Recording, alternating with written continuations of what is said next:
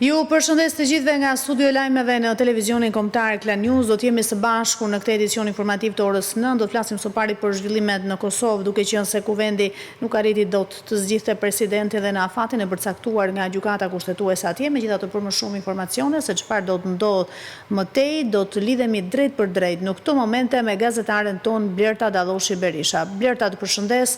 Mirëmëngjesi. Së pari nisim me reagimet. A ka pasur reagime nga palët politike? Mirë mëngjesi, po vendi si që se këtë dhe ju shkon në zgjedhje të reja për herë të pesë nëse llogaritën edhe zgjedhjet, 2 rondet e zgjedhjeve lokale për herë të pesë brenda 16 muajsh. Kjo për shkakun që kuvendi nuk arriti që të zgjedh presidentin e ri të vendit ku afati kushtetues ishte deri mesnata. Menjëherë ka pasur reagime pas mesnatës ku partitë politike secila duke hedhur fajin te njëra tjetra kanë thënë se nuk I kanë dashur zgjedhjet, por që duhet shkuar detyrimisht në zgjedhje me që nuk kanë arritur kompromis për çështjen e presidentit apo ndonjë marrëveshje politike. Sigurisht që faji kryesor hedhet në partinë kryesore, partinë e pushtet që nuk ka arritur të bashkëpunojë me asnjë nga partitë politike për të gjetur një emër konsensual për zgjedhjen e presidentit të vendit. Ka reaguar më njëherë pas mesnatës në konferencë për media, ka mbajtur edhe vetë Feride Rushite, e cila ishte kandidate për presidente dhe mori 63 vota në rundin kur u votua pa pasur quorum për të nisur procesi I votimit.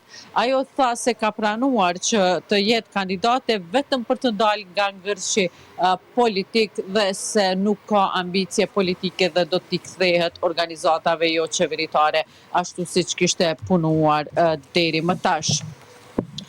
Tash do të ka nisur, mund të them, edhe fushatat apo parafushatat elektorale.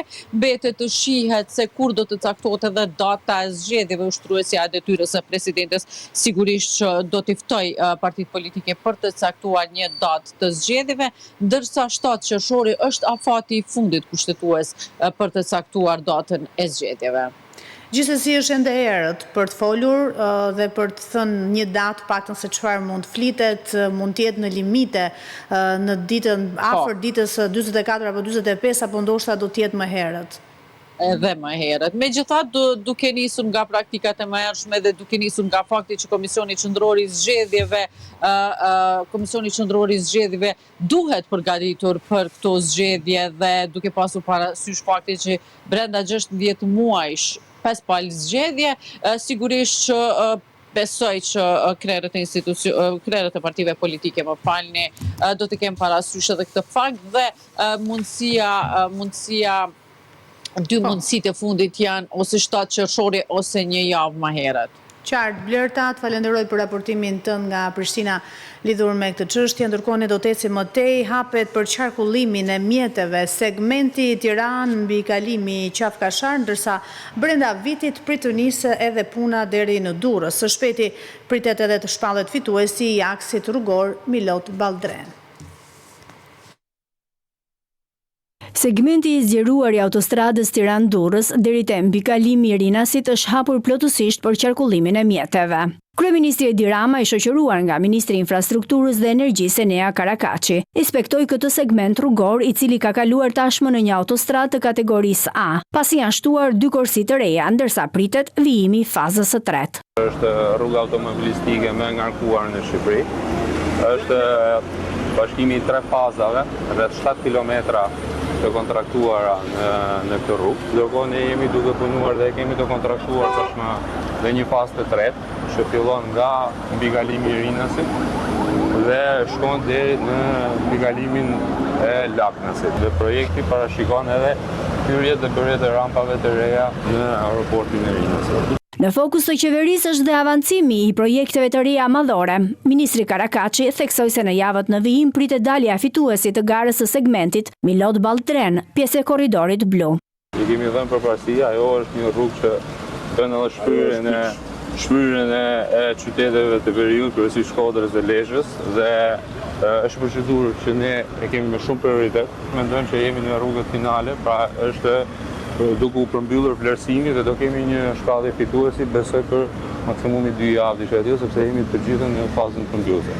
Hapja e segmentit dhe avancimi i projekteve të tjera konfirmojnë vijimin e investimeve në modernizimin e infrastrukturës rrugore dhe rritjen e cilësisë së transportit në vend. Shqipëria nënshkrua një marrëveshje në fushën e energjisë me Shtetet e Bashkuara dhe Greqinë me vlerë $6 miliardë. Ambasadori amerikan në Athinë u takua me kryeministrin Edi Rama dhe theksoi se projekti forcon sigurinë energjetike në rajon. Ambasadori amerikane në Athinë, Kimberly Guilfoyle, u rikthye në Tiranë për herë të dytë, pas më pak se një muaj nga vizita e parë në muajin mars. Ajo u prit në hyrje të godinës qeveritare nga kryeministri Edi Rama.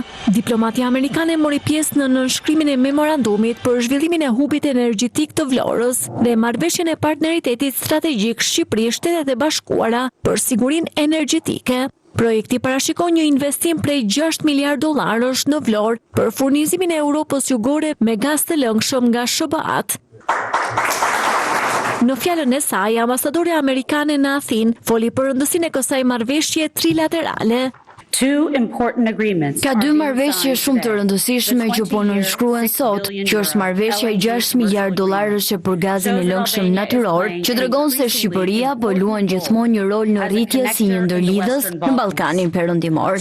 Në sektorin energjetik, siguria, begatia dhe mirëqenia shkojnë krah për krah. Presidenti Trump ka qenë kampion i zjarrt i sigurisë energjetike. Administrata Trump e ka ngritur si një shtyllë në mbar botën. Ndërsa flasim për fuqi rajonale, dua të pranoj rëndësinë e lidhjeve të forta Shqipëri-Greqi. Janë më shumë se fqinje të afërta dhe bashkëpunimi ekonomik. Për SBA-t, Shqipëria dhe Greqia punojnë së bashku, i gjithë rajoni përfiton.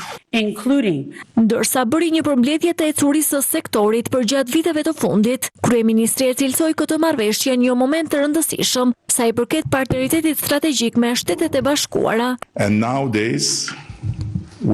Sot ne vim nga Veriu, ku jo shumë kohë më parë prezantuam një investim me SBA-t për energji nga era e më pas në jug. Pra, këto janë pjesë e një transformimi që ne po e nisim nga Vlora. Ajo çfarë një herë ishte një aset i vetëm, po bëhet një port, dhe ai çfarë sot është ende një aset që nuk kemi mundur ta përdorim për shkak të mënyrës krejt të gabuar të investimit të parave të shqiptarëve, do të shndërrohet në një aset kaq të vlefshëm sa që do të japë Shqipërisë pozitën e një qendre energjetike që përfshin prodhimin e energjisë, infrastrukturën dhe tregjet rajonale. Çfarë bën veçanërisht të fuqishëm partneritetin midis SBA-ve dhe Shqipërisë është natyra gjithëpërfshirëse e këtij partneriteti, sepse kombinon sigurinë afatgjatë të furnizimeve, zhvillimin e infrastrukturës kritike, ekspertizën e sektorit privat dhe një angazhim të përbashkët gjeopolitik ndaj qendresës energjetike. Një merit këtu thot se ka ambasadoria amerikane në Athinë, jo vetëm për forcimin e marrëdhënieve me SBA-n, por edhe me fqinjët.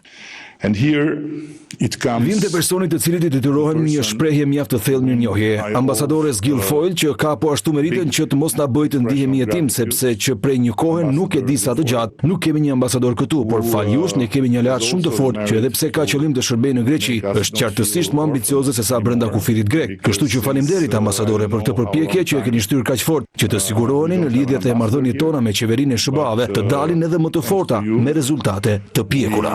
Në ceremoninë e nënshkrimit të marrëveshjes nuk mungoi as e dërguara me punë e SBA-s në Tiranë, Nancy Van Horn. Sipas agjencisë Reuters, lufta me Iranin ka ndërprerë rrjedhën globale të naftës dhe gazit, ndaj dhe çmimet e energjisë fluturojnë, por lumi drin po shërben si një lloj mburoje për Shqipërinë. Por nga ana tjetër, ekspertët ngrenë shqetësimin nga ndryshimet klimatike, duke qenë se energjia varet totalisht nga uji. Ndërsa lufta në lindjen e mesme ka tronditur tregjet globale të energjisë dhe ka çuar çmimet në nivel rekord, mbrojtja e Shqipërisë po vjen nga malet në veri të vendit. Lumi drin i fryn nga shirat e dimrit dhe shkrirja e borës po shërben si një mburojë natyrore. Ky lum prodhon mbi 90% të energjisë në vend, duke u bërë faktori kryesor që po mban çmimet e shitjes me shumicë nën kontroll. Sipas agjencisë së lajmeve Reuters, Shqipëria është një shembull se si vendet me prodhimin më të lartë të energjisë rinovueshme janë mbrojtur nga arritja e mpret e çmimeve të energjisë elektrike që kur Shtetet e Bashkuara dhe Izraeli sulmuan Iranin më 28 shkurt. Ekspertët e shohin këtë si një trashëgimi që duhet mbrojtur. Gjergj Simaku, ekspert energjie dhe ish zëvendës ministër i energjisë, shprehet për Reuters se ardhmja e energjisë duhet të jetë patjetër energjia e rinovueshme. Duhet të zhvillohemi vetëm kështu, vetëm me burime të rinovueshme, sepse kemi shumë benefite. Rritim sigurinë e furnizimit, por mbi të gjitha ulim kostot e prodhimit të energjisë elektrike, ndërkohë që bota është ekspozuar nga këto kosto për shkak të krizës. Ministria e Energjisë në një deklaratë për Reuters thotë se mbështetja e madhe e Shqipërisë te energjia e rinovueshme ka luajtur një rol vendimtar në zbutjen e efekteve më të rënda të krizës. Dhe pothuajse 90% e prodhimit vendas vjen nga hidrocentralet dhe 10% nga impjantet fotovoltaike, si ai Karavastas. Kjo do të thotë se Shqipëria nuk është drejt për drejt ekspozuar ndaj rritjes së çmimeve të fosileve si vendet që varen nga gazi ose qymyri. Por medalja ka edhe një anë tjetër, kur nevojat rriten, vendi detyrohet të importojë energji të shtrenjtë fosile ose të mbështetet te projektet e debatueshme, siç janë anijet prodhuese të energjisë në Vlorë, të cilat kanë hasur rezistencën e fortë të banorëve vendas. Banorët e qytetit kanë bërë protesta dhe nuk kanë qenë dakord që ato të futeshin në territorin e Vlorës, në Triport, aty ku janë futur. Për shkak se edhe kosto e prodhimit të energjisë ishte shumë e lartë nga ato anije, edhe ndotja ishte shumë e lartë. Analistët ndërkombëtar thonë se energjia e rinovueshme ka shpëtuar Shqipërinë nga gropa kur anë Gjermania apo Italia, por varësia e plot nga moti mbetet pika më e dobët në afatgjat, nëse vjen një vit i thatë. Ky shqetësim ngrihet edhe në planin kombëtar të përshtatjes 2026-2036, ku sektori i energjisë mban 20% të totalit të faturës financiare të përshtatjes ndaj klimës, me një vlerë prej 1.9 miliard dollar nga 9.8 miliard dollar që duhet të investojë Shqipëria në total për të përballuar përshtatjen ndaj ndryshimeve klimatike. Ky sektor mbetet jetik për sigurinë kombëtare, duke patur parasysh varësinë tonë nga burimet ujore. Shqipëria mirëpriti misionin vlerësues të Moneyval kundër pastrimit të parave. Zëvendës kryeministri Albana Koçiu theksoi se vendi ynë ka treguar një progres konkret falë reformave dhe këtë e tregon më së miri dalja e vendit ton nga lista gri.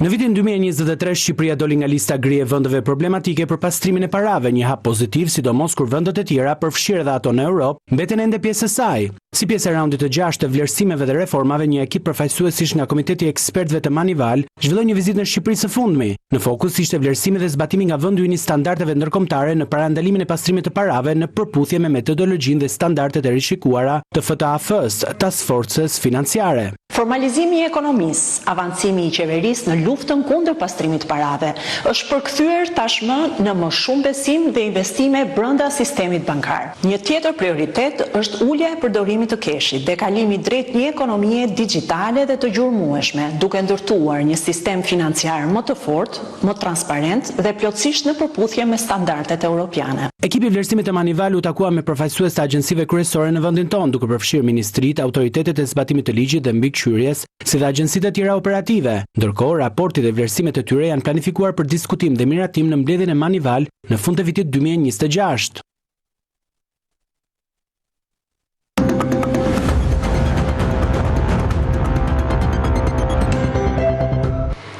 Sali Berisha deklaroi se ndaj Ilir Metës është ushtruar dhunë psikologjike, madje edhe fizike në paraburgim, sipas si gjithçka është kryer me urdhër të kryeministrit Edi Rama. Lideri i opozitës theksoi se seanca gjyqësore që nuk prekin sigurinë kombëtare duhet të jenë publike. Dhunë fizike dhe psikologjike është ushtruar në paraburgim ndaj kryetarit të Partisë së Lirisë Ilir Meta, sipas kryedemokratit Sali Berisha. Në konferencë për mediat, kryetari i Partisë Demokratike tha se me urdhër të kryeministrit Rama, Meta është trajtuar me kushte çnjerëzore.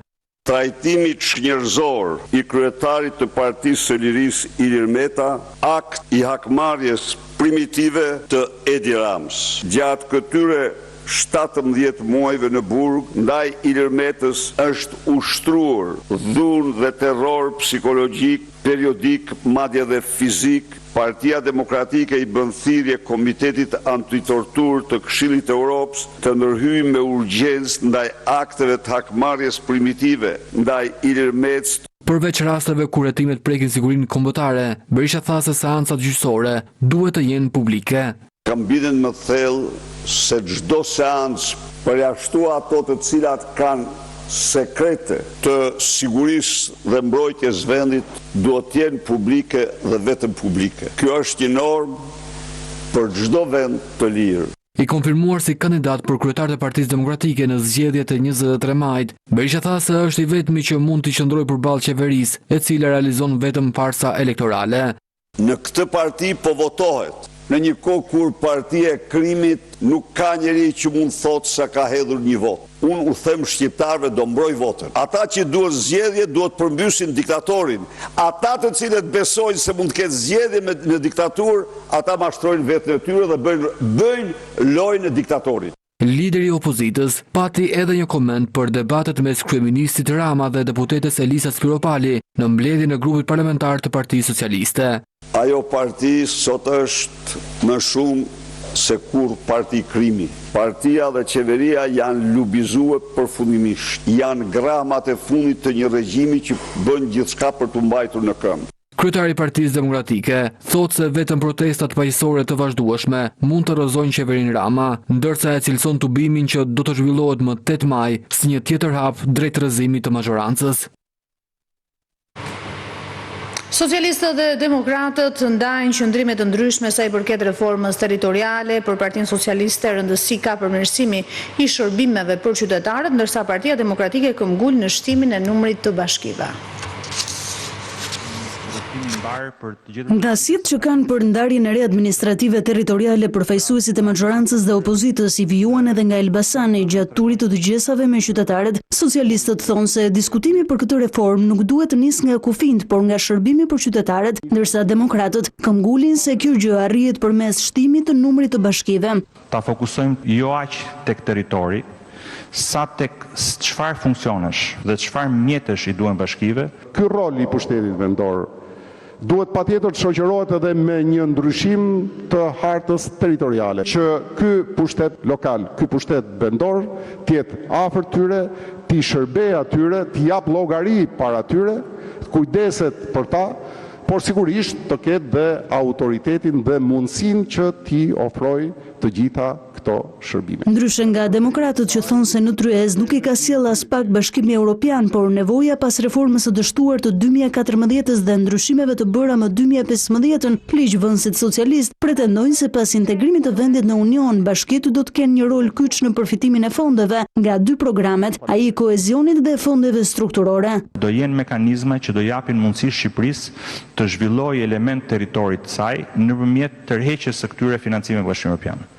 Por në atë moment ne na duhet kemi bashki dhe rajone të afta për ta bërë këtë punë. Nuk futet fare reforma territoriale. Reforma territoriale nuk i pengon thithjen e këtyre fondeve, por duhen projekte të mira, monitoruara, sigurisht ndërtuara mirë, duhet dhe administratë eficiente. Socialistët dhe demokratët duhet të dakordësojnë hartën e re administrative deri në muajin korrik, kohë kur përfundon edhe afati i Komisionit të Posaçëm të Reformës Territoriale.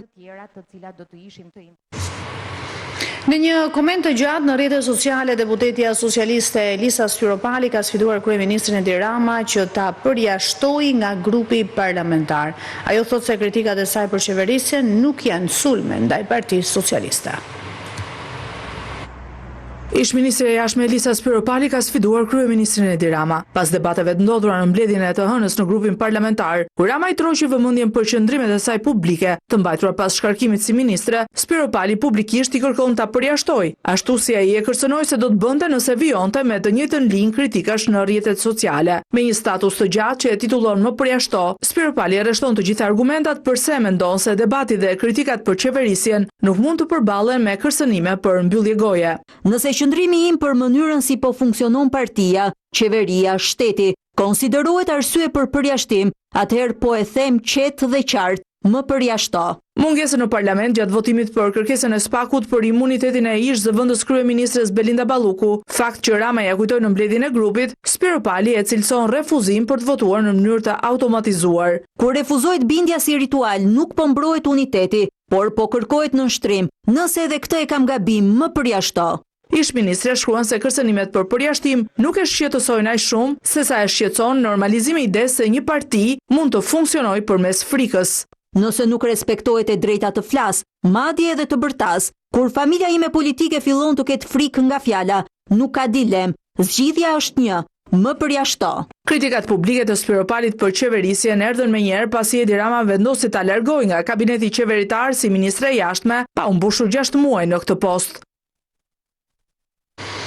Raportuesi për Shqipërinë në Parlamentin Evropian theksoi se objektivi për mbylljen e kapitujve brenda vitit 2028 është më se i arritshëm. Andreas Schieder vlerësoi reformat e ndërmarra duke nënvizuar se vendi ynë po ecën shumë mirë drejt rrugës së Bashkimit Evropian. Në diskutimin mbi zgjerimin në grupin e socialdemokratëve në Parlamentin Evropian, raportuesi për Shqipërinë Andreas Schieder e konsideroi të arritshëm objektivin që ka ky vend për të përfunduar negociatat. Shqipëria ka ndërmarrë shumë reforma në të kaluaren si reforma në drejtësi, e cila ishte më e thella në të gjithë Ballkanin perëndimor. Mendoj se është i arritshëm objektivi për të përfunduar të gjithë kapitujt e negociatave në vitin 2027 ose 2028, dhe pastaj për të qenë gati për të bërë një nga shtetet e reja anëtare të Bashkimit Evropian. Për këtë arsye, për mua, 3 pika janë jashtëzakonisht të rëndësishme. E para nuk ka të bëjë vetëm me hapjen e kapitujve dhe mbylljen e tyre, ka të bëjë edhe me ato që njerëzit në vend të ndjejnë reformat dhe ndryshimin e shoqërisë. Së dyti, mendoj se gjithë Ballkani perëndimor dhe Shqipëria po përballet me një ikje të madhe të trurit. Shumë të rinj shqiptar janë jashtë vendit sepse ata duan që të jenë pjesë e Bashkimit Evropian. Ose BE vjen tek ata, ose ata shkojnë drejt shteteve anëtare të Unionit. Antarësimi në Bashkimin Evropian, rruga drejt tij është gjithashtu një shans për të ndryshuar këtë situatë, për të dhënë një sinjal të rinjve se dhe ata mund të kthehen nga Europa dhe të kontribuojnë në zhvillimin e vendit. Schieder kishte edhe një këshill për politikanët shqiptar. Mendoj se integrimi nuk është një çështje që politikanët shqiptar duhet që ta diskutojnë vetëm brenda Shqipërisë. Është gjithashtu e rëndësishme që të shkojmë në vendet anëtare të Bashkimit Evropian dhe të tregojmë historinë se Shqipëria tashmë ka ndryshuar për mirë në mënyrë kaq dramatike, saqë është një vend i ndryshëm nga sa mendojnë shumë të tjerë në shoqërinë tonë. Dhe ky është një hap i rëndësishëm edhe për ta bërë një zgjerim të suksesshëm, sepse ka rëndësi nëse e mbështesin të 27 shtetet anëtare. Shqipëria po ecën shumë mirë në këtë drejtim. Në të njëjtën linjë ishte edhe eurodeputeti holandez Ruiten. When we had the election campaign for the European elections in 24, Kur zhvilluan fushatën elektorale për zgjedhjet europiane në vitin 2024, disa prej nesh thanë se do të ishte shumë mirë të kishim të paktën 2 shtete të reja që antarësoheshin në Bashkimin Evropian para vitit 2029. Të tjerë thanë, po mirë, kjo nuk është aq realiste. Tani kjo ide është papritmas realiste, palpunës o palodhur në Shqipëri, por edhe në Maltëzi. Kjo është diçka nga e cila mund të kemi pak shpresë. 2 kandidatët e tjerë kryesor sipas Komisionit Evropian janë Ukraina dhe Moldavia. Më 5 maj, Komiteti i Punëve të Jashtme do të votojë raportin mbi Shqipërinë, i cili më pas do t'i paraqitet Parlamentit Evropian.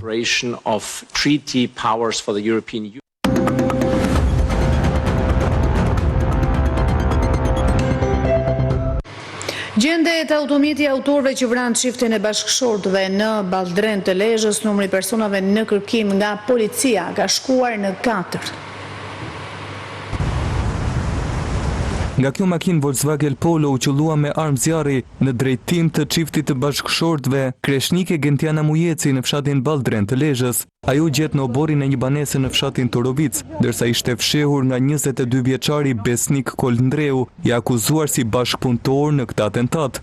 Mësohet se makina ishte marrë me qira në Rinas nga motra e Florin Hillit, njërit prej autorëve të kësaj ngjarje. Më pas 36 vjeçari dhe 2 personat e tjerë të shpallur po në kërkim i hoqën targat të mjetit e më pas e përdorën atë për të kryer krimin. Pas atentatit e fshehën Volkswagenin në banesën e 22 vjeçarit, ndërsa policia gjeti atë të mbuluar me barë dhe brenda makinës u gjetën 2 gëzhoja dhe mjeti ishte i dëmtuar me xhama të thyer dhe me dëmtime në pjesën e dyerve. Autorët kishin zgjedhur banesën e 22 vjeçarit për ta fshehur pasi ky i fundit kishte një automjet identik identik me atë që u përdor për atentatin. I ri u shpall në kërkim nga policia, ndërsa gjatë kontrollit të banesës u gjet edhe një armë zjarri, për të cilën u procedua penalisht babai i tij, 79 vjeçar. Po ashtu Blut e Lezhës njoftojnë se kanë sekuestruar edhe veshje që janë përdorur nga autorët në momentin e atentatit. Ndërkohë 3 autorët e dyshuar të ngjarjes, Adriano Mhillaj, Florin Mhillaj dhe Renato Mhillaj, vijojnë të mbeten në Arati.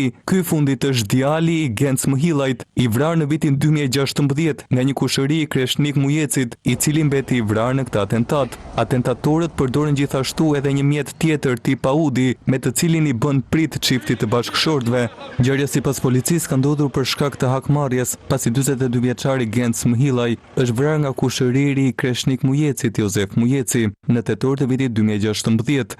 Për këtë ngjarje në vitin 2017, u ndalua nga policia edhe Kreshnik Mujeci me vllain e tij, me akuzën se ishin të përfshirë në vrasje, por më pas u lanë të lirë nga autoritetet. Zbardhen detaje të reja nga arrestimi i Ervin Matës në Brazil. Në momentin që ai është ndaluar nga policia, i është gjetur një kartë identiteti paraguajane dhe një pasaport bullgare e falsifikuar. Ervin Mata, i cili shfaqet në këtë foto prej rreth 2 vitesh, dyshohet se fshihej mes Brazilit dhe Paraguajt në Amerikën Latine. Ai u arrestua në Brazil me qëllim ekstradimin drejt Shqipërisë pasi është në kërkim nga prokuroria e posaçme. Policia e shtetit dhe Interpol Tirana kanë pasur të dhëna dhe janë vënë në ndjekje të 39 vjeçarit që para 2 vitesh, ndërsa të dhënat më të fundit të dërguara autoriteteve sinjalizuan vendodhjen e tij në juglindje të Brazilit. Në momentin e ndalimit, Ervin Mata i ka paraqitur policisë braziliane një kartë identiteti paraguajane me vendlinje në Mbretërinë e Bashkuar, dokument që ja përdorte për lëvizjet në shtetet të Amerikës Latine. Autoritetet kanë zbuluar hyrje dalje të shumta me identitet fals në Brazil dhe Paraguaj. Pas kontrollit, atij i janë gjetur edhe një kartë identiteti dhe pasaport bullgare të falsifikuar.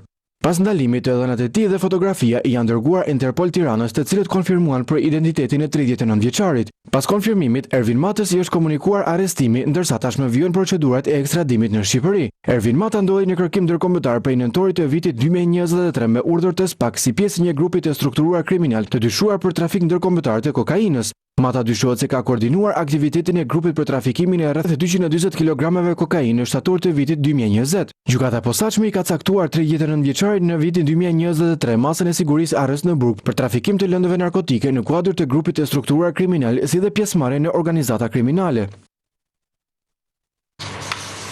Një shqiptar është vrarë në zonën e Kallamatës në Greqi. Mediat raportojnë se trupi i pajet është gjetur në një magazin. Burri është i moshës 42 vjeç dhe raportohet se kishte marrë një plumb në kokë. Policia ka marrë në pyetje banorët e zonës dhe një shtetas grek, ndërsa mbeten të paqarta rrethanat e këtij krimi.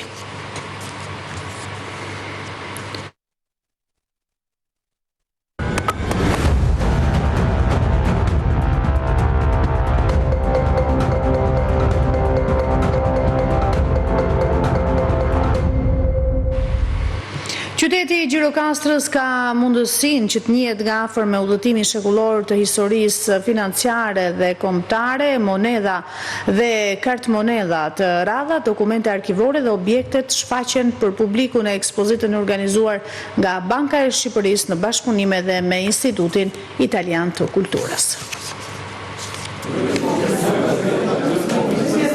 Muzeu i Bankës së Shqipërisë Paraja Rrëfen ndaloi në Gjirokastër. 100 vjet jetë dhe ngjarje erdhën në një ekspozit në bashkëpunim edhe me Institutin Italian të Kulturës. Bëhet fjalë për një udhëtim shekullor me histori financiare e kombëtare, monedha e kartmonedha të ralla, dokumente arkivore si dhe objekte shfaqen për publikun, ndërsa ndërthuren me politikën, ekonominë dhe gjeopolitikën. Ne jemi përpjekur që të transmetojmë të gjithë historinë e bankës qendrore nga viti 1925 deri në ditët tona përmes koleksioneve, dokumentacionit, fotografive, videove, por gjithashtu një periudhë mjaft e rëndësishme janë dhe vitet e para krijimit të kësaj banke, të cilat në mënyrë të përmbledhur janë paraqitur edhe në këtë ekspozitë. Ajo që neve kemi arritur të sjellim dhe të paraqesim për publikun është të tregojmë se si kjo bankë qendrore, pavarësisht nga koha, pavarësisht nga sfidat, pavarësisht nga ndryshimet politike, gjeopolitike që ka ndodhur në vend dhe në botë, ka qenë një institucion i cili ka arritur të garantojë dhe të ruajë stabilitetin ekonomik dhe financiar të vendit. Kjo ekspozit do të qëndrojë hapur për publiku në Muzeun e Kalas gjatë gjithë javës. Veç Tiranës, Muzeu Lëvizjes ka ndaluar edhe në Prishtinë e Shkodër. Teknologjia në sektorin e bujqësisë ka qenë në qendër të panajirit që u çel në Lushnjë, ku rreth 100 biznese shpalosën eksperiencën e tyre. Në Lushnjë është qelur panajiri ditët e bujqësisë. Edicioni i këtij viti bëri bashk 100 biznese, vendase dhe të huaja. Ata sollën eksperiencën e tyre, si dhe teknologjinë e re në sektorin e bujqësisë. Ky event është me rëndësi të veçantë për fermerët. Nuk janë vetëm bizneset shqiptare, por përfaqësohemi edhe nga biznese të rajonit, të Europës, gjë e cila na bën që secili nga ne të shkëmbejë eksperiencat, por edhe të lidhi kontrata midis bizneseve në mënyrë që ne atë çfarë prodhojmë tu të kemi një mundësi jo vetëm në tregun shqiptar, por edhe atë ndërkombëtar. Ky është panajiri më i madh i bujqësisë në vendin tonë. Ditët e bujqësisë janë tashmë një pikë takimi i rëndësishëm për aktorët kryesor të sektorit, duke dyfishuar numrin e pjesëmarrjeve në vite dhe duke tërhequr kompani vendase e ndërkombëtare. Panajiri ditët e bujqësisë zgjat për 3 ditë dhe ky është edicioni i 5 i tij. Synohet që ky aktivitet të organizohet edhe në vitet në vim.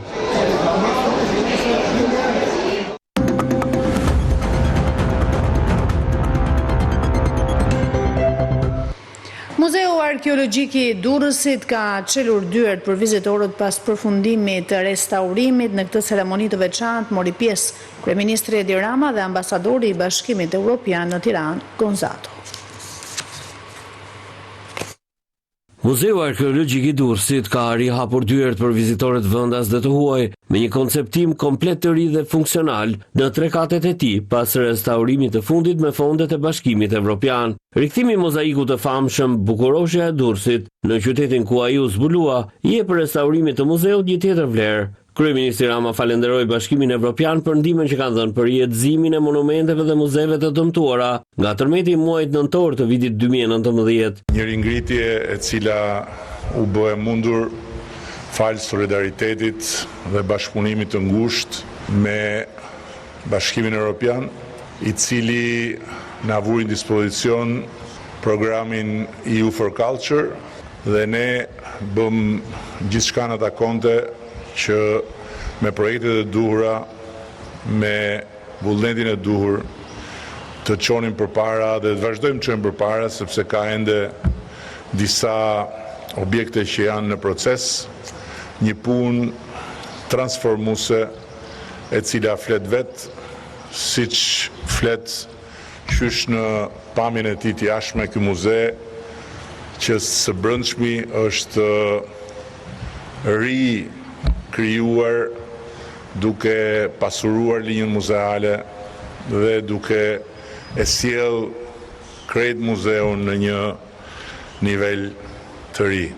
Ky program nuk ka të bëjë vetëm me restaurimin e monumenteve të rëndësishme në kulturën e Shqipërisë, por edhe për të ndihmuar në rigjallërimin e peizazhit kulturor të Shqipërisë pas tërmetit të tmerrshëm dhe shkatrimtar të vitit 2019 dhe unë besoj se rezultatet që kemi arritur së bashku kanë qenë të jashtëzakonshme. Në këtë muze janë ekspozuar rreth 3200 artefakte, duke nisur nga periudha e Neolitit, rreth 8500 vite më parë, nga periudha greke e lashtë, helenistike dhe romake, që kanë ndikuar në zhvillimin e qytetit buz Adriatikut në kohët antike. Me investimin në restaurimin dhe modernizimin e muzeut, synohet jo vetëm ruajtja e vlerave historike, por edhe shtimi i atraksioneve turistike në vendin tonë. Prej shumë vitesh vendi ynë është në listën e pushimeve të turistëve italian, por sipas blogut italian të udhëtimeve, viagji e vakance, Shqipëria është bërë akoma edhe më konkurruese me destinacione të tjera mesdhetare.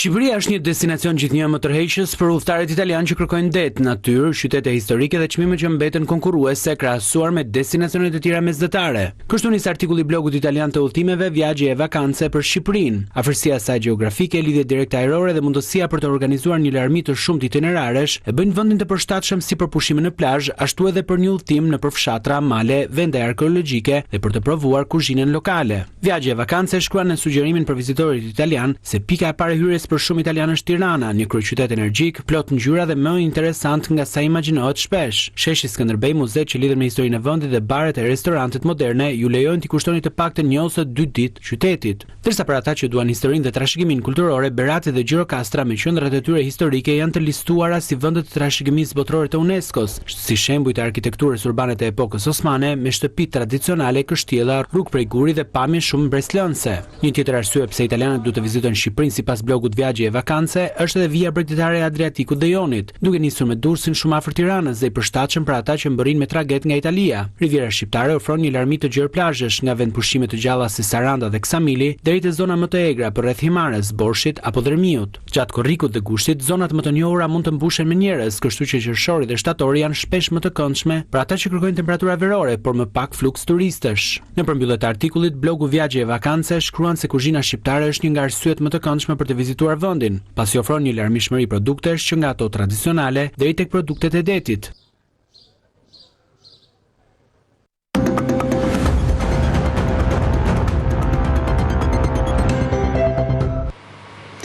Mbreti Charles III i Britanisë së Madhe mbajti në Kongresin Amerikan të parin fjalim të një monarku britanik pas 35 vitesh. Charles foli për rëndësinë e ruajtjes së partneritetit të veçantë mes Washingtonit dhe Londrës, pavarësisht lëkundjeve për luftën në Iran. Mbreti Charles III u prit në shtëpinë e bardhë me të gjitha nderimet që i kanë hije një monarku të një vendi mike, sidomos me një lidhje të veçantë me Shtetet e Bashkuara, ish koloni britanike që këtë vit feston 250 vjetorin e pavarësisë. Kjo është vizita e parë e një monarku britanik në Washington që prej vitit 2007, kur vendin e vizitoi mbretëresha Elizabeth II. Vizita vjen në një moment të vështirë për marrëdhëniet mes dy vendeve, të cilat janë ftohur për shkak të qasjeve të ndryshme të administratës amerikane dhe qeverisë britanike ndaj luftës në Iran. Megjithatë, qasjen e Shteteve të Bashkuara në këtë konflikt, Donald Trump e lidhi me një trashëgimi britanike. Patriotët amerikanë që dhanë jetën për pavarësinë në vitin 1776 ishin trashëgimtar të kësaj trashëgimie madhështore. Në venat e tyre rrithte guximi anglo-sakson. Pas ceremonisë, takimi vijoi me dyert të mbyllura në zyrën ovate, ku palët diskutuan për çështjen e sigurisë dhe tregtisë. Agjenda e mbretit Charles III mbetet e ngjeshur, ai pritet i drejtohet me një fjalim historik sesionit të përbashkët të Kongresit Amerikan, duke u bërë monarku i parë britanik që e bën këtë që prej vitit 1991. Pas 60 vitesh Emiratët e Bashkuara Arabe largohen nga OPEC, ky vendim vjen pas kritikave të autoriteteve të këtij vendi për mos koordinim ushtarak përgjatë sulmeve në territorin e tyre. Emiratet e Bashkuara Arabe ka njoftuar tërheqjen nga Organizata e Vendeve Eksportuese të Naftës, OPEC, pas 60 vitesh. Vendimi vjen në një moment tensionesh të larta gjeopolitike në rajon dhe pas kritikave zyrtare të Abu Dhabit ndaj qëndrimit politik të vendeve të Gjirit. Arsyet e këtij vendimi u njoftuan nga këshilltari diplomatik i presidentit të Emirateve, Anwar Gargash, gjatë një seance në forumin e influencuesve të Gjirit. Ai kritikoi mungesën e koordinimit ushtarak dhe politik pas sulmeve në territorin e Emirateve. Lëvizja e Abu Dhabit përkon me thirrjet e vazhdueshme të presidentit të Shteteve të Bashkuara Donald Trump për uljen e çmimit të naftës. Trump e ka akuzuar organizatën se po mashtron pjesën tjetër të botës, duke rritur çmimet e naftës dhe po e shfrytëzojnë këtë situatë. Emiratet e Bashkuara ju bashkuan OPEC-ut në vitin 1967 dhe largimi i tyre shihet si fillimi i fundit të OPEC-ut, thonë ekspertët. Ata shtojnë se me largimin e Emirateve të Bashkuara Arabe, OPEC humbet rreth 15% të kapacitetit të saj dhe një nga antarët e saj më në përputhje me rregullat. Sipas shifrave të fundit nga OPEC, Emiratet e Bashkuara Arabe prodhojnë 2.9 milion fuçi naftë në vit. Arabia Saudite prodhon 9 milion fuçi naftë. Sipas CNN, presidenti Donald Trump nuk pranon propozimin iranian për një marrëveshje të mundshme pasi nuk ka marrë garanci për programin bërtamor. Tensionet mes SBA-s dhe Iranit mbeten të larta. Sipas CNN, shefi i shtëpisë së bardhë Donald Trump sinjalizoi se nuk kishte gjasa të pranonte propozimin e fundit të Iranit për t'i dhënë fund konfliktit. Propozimi i cili ishte rihapja e ngushtisës së Hormuzit, por la në pikpyetje programin bërthamor për negociata të mëvonshme. Gjatë një takimi me zyrtarët e lartë të sigurisë kombëtare ku diskutua për Iranin, burimet thonë se Trump ishte skeptik për rifillimin e bombardimeve në Iran, pavarësisht bindjes se Teherani nuk duhet të ketë kurrë armë bërthamore. Ndërkohë në një intervistë për Fox News, sekretari amerikan i shtetit Marco Rubio deklaroi se ka indicje që Irani po përdor këtë rrugë strategjike si mjet presioni. Ka indikacione që kjo është e vërtetë. Ata vetë pretendojnë se po e bëjnë. Ne nuk kemi prova që nuk është kështu. Rubio përdori një gjuhë të fortë për të përshkruar ndikimin e mundshëm të veprimeve të Iranit në ekonominë globale, duke krahasuar situatën me një kërcënim të përmasave të mëdha. Ngushtica është në thelb ekuivalenti një arme bërthamore ekonomike që ata po përpiqen ta përdorin kundër botës, po murren se mund të mbajnë peng 20 deri në 25% të energjisë botërore. Imagjinoni nëse këta njerëz do të kishin armë bërthamore, do të mbanin peng gjithë rajonin. Ndërkohë, përballë mundësisë të dështimit të negociatave, kryediplomati amerikan theksoi se vendimi për hapat e ardhshëm i takon presidentit Donald Trump, duke nënvizuar se presioni ndaj Teheranit mund të rritet më tej. Niveli i sanksioneve ndaj Iranit është i jashtëzakonshëm. Presioni ndaj Iranit është i jashtëzakonshëm dhe mendoj se mund të rritet edhe më tej. Zhvillimet vinë në një moment delikat për rajonin ku përpjekjet për një marrëveshje mbeten të pasigurta.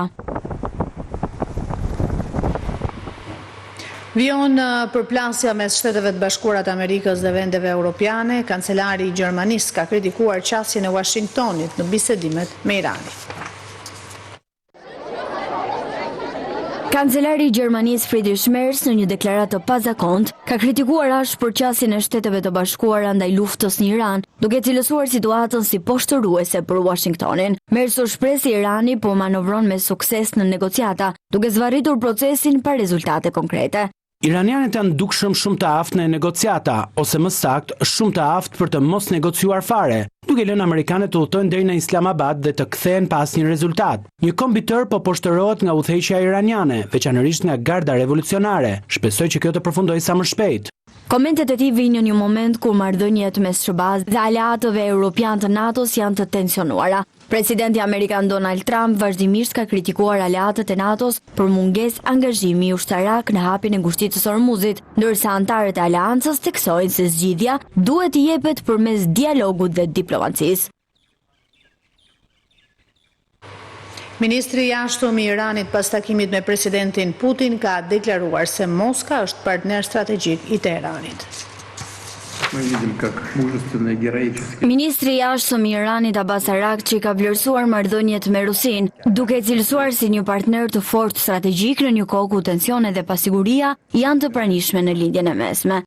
I kënaqur të angazhohet me Rusinë në nivelin më të lartë, ndërsa rajoni është në ndryshim të madh. Ngjarjet e fundit kanë dëshmuar thellësinë dhe forcën e partneritetit ton strategjik, ndërsa marrëdhënia jon vazhdon të rritet. Jemi mirënjohës për solidaritetin dhe mirëpresim mbështetjen e Rusisë për diplomacinë.